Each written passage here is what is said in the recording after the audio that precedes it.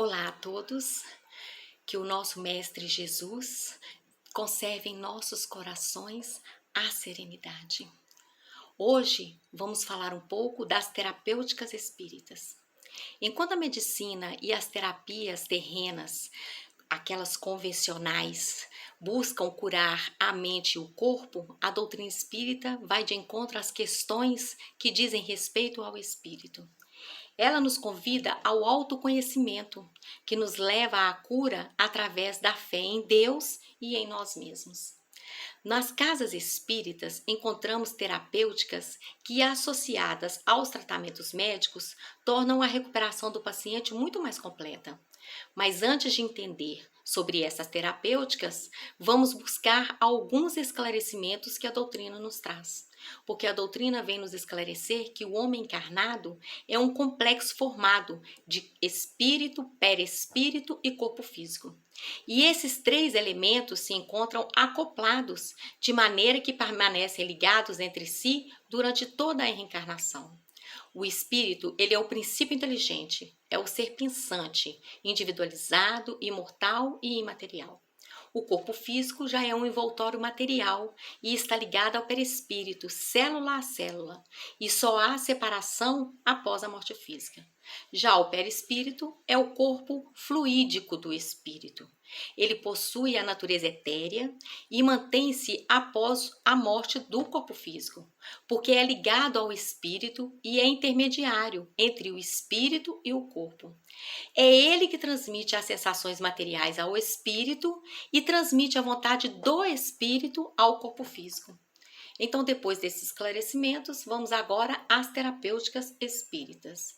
Tem a terapia do passe, que é uma doação de energias colocada ao alcance dos que se encontram com deficiências, de modo que eles possam ter seus centros vitais restabelecidos e, em consequência disso, recuperem o equilíbrio orgânico. A energia transmitida pelo passe atua no perispírito do paciente e desse vai para o corpo físico. O perispírito recebe a energia através de pontos determinados, que são os centros vitais, e que muitos espiritualistas chamam de chakras. O passe é aplicado pelo médium passista em sintonia mental com os espíritos superiores e em meio da imposição de mãos, que sob a alavanca da vontade e da prece, atrai a força divina para o benefício daquele que o recebe. E para melhor eficácia, o paciente deve manter os pensamentos elevados, se manter em prece, porque quanto maior é a fé do paciente, melhor é a receptividade dos fluidos. Outra terapia é da água fluidificada. É quando a água recebe energias magnéticas fluídicas e pode operar no metabolismo desajustado, trazendo um reequilíbrio psíquico e físico. Paulus, do livro Nos Domínios da Mediunidade, vem nos dizer que há lesões e deficiências no perispírito a se estampar no corpo físico e que somente a intervenção magnética pode aliviar o paciente. É por isso que há essa necessidade de um tratamento conjunto entre medicina, terapia convencional e terapia espiritual, para que assim o tratamento seja muito mais efetivo.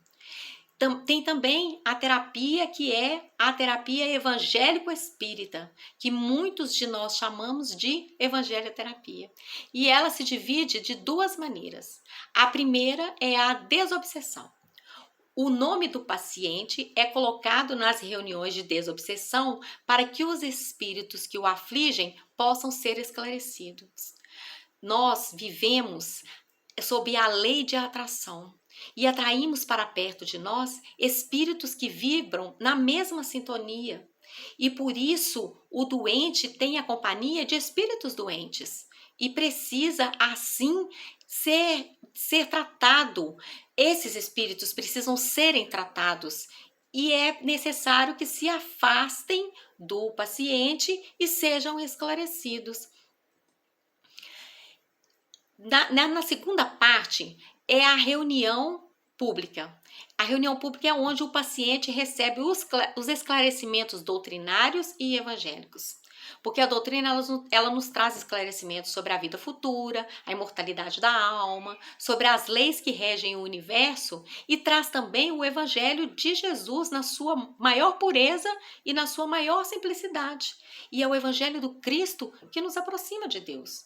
Porém, é necessário que o paciente tenha uma boa frequência nessas reuniões para aprender a libertar-se das agressões dos espíritos que o possam estar levando a aflições e, ao mesmo tempo, criar condições para agir com equilíbrio por si mesmo. Assim, com o tempo, ele encontra o autoconhecimento, que o ajudará a equilibrar as emoções e a conquistar a autoconfiança. E os esclarecimentos espíritas, eles nos levam a conhecer a terapia da prece, que é um sustentáculo para a alma, mas ela deve ser vinculada sobre uma fé viva na bondade de Deus, porque a prece, ela nos aproxima de Deus, ela nos liga a Deus. As casas espíritas também ajudam as famílias a implantarem o evangelho em seus lares.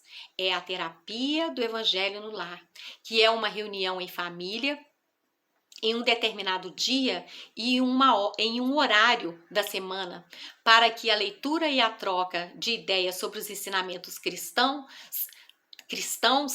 tragam, proveito para nosso próprio esclarecimento e para o equilíbrio do lar. São momentos que nos permitem elevar nossos pensamentos e sentimentos, favorecendo assim a assistência dos mensageiros do bem.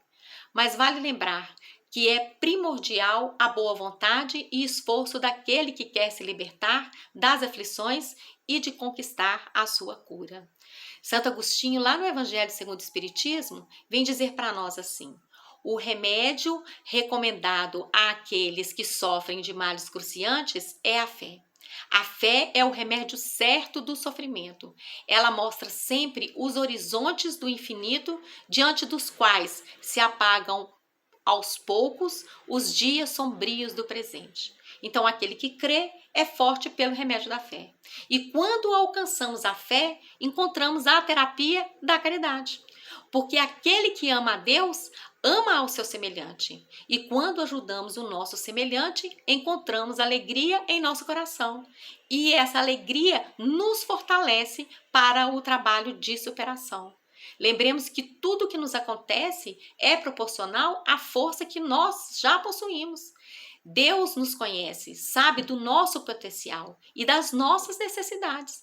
Então, nada que venha a nos acontecer não é fora da vontade de Deus.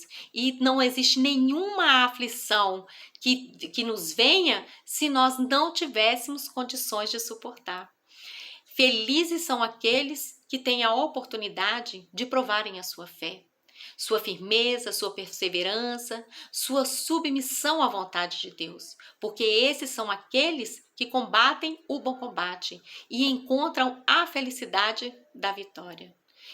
Então, que nós possamos pensar um pouco que para que a nossa recuperação ou recuperação daquele que muito necessita da ajuda para uma cura, principalmente neste momento, nas questões suicidas, nas questões de depressão e de tantas outras doenças emocionais e traumáticas, a cura deve ser conjunta, porque a medicina e as terapias, usuais, as terrenas, elas vão dar sim condições dessa cura externa ao paciente e talvez até um pouco interna também, porque trabalha o emocional.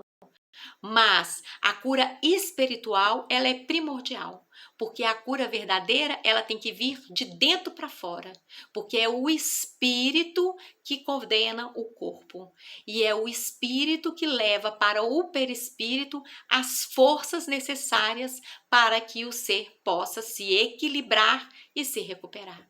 Então, que o nosso amado Mestre Jesus nos ampare e nos ajude a encontrar as forças e a alegria de viver. Que Deus abençoe a todos nós, que assim seja.